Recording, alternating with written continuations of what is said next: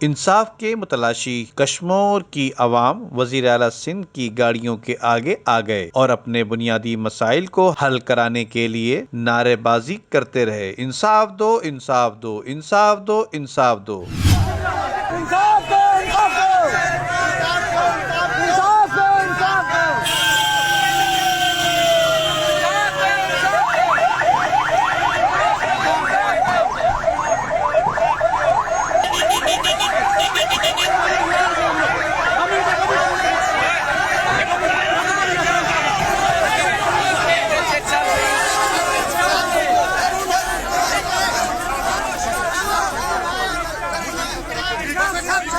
वज़ीर आला सिंध सैयद मुराद अली शाह अपनी रिवायत के मुताबिक 2 दर्जन से जायद गाड़ियों के काफिले में धूल मिट्टी उड़ाते हुए जा रहे थे कि अंदरून सिंध कश्मीर की आवाम ने पानी, बिजली, रोटी और नौकरी के लिए मारे मारे फिरने वालों ने पूरे काफिले को रोक लिया।